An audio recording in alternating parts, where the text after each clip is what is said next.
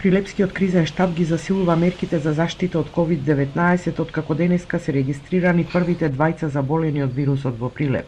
Станува збор за сопружници на возраст од околу 60 на години кои се префрлени на лекување во инфективната клиника во Скопје. Добив информација дека се во добра здравствена состојба и дека им е пружена адекватна здравствена помош.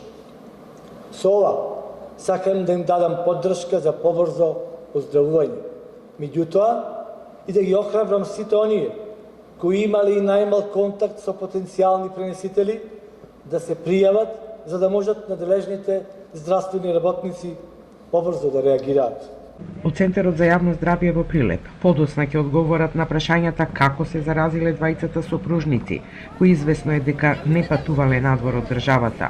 Неофицијално нивниот син пред 10 дена се вратил од Копаоник во Србија, но не се знае дали бил во двонеделна самоизолација и дали е тестиран на вирусот. Сега се проверуваат контактите на сопружниците, а во услови кога бројот на заразени може да се зголемува, кризниот штаб во Прилеп веќе најави и дополнителни мерки. Денеска со поголем интензитет се вршеше дезинфекција на улиците во градот. Истото ќе биде направено и во населените места во општина Прилеп. Продолжува забраната за јавниот градски превоз, а од утре градскиот пазар ќе биде затворен.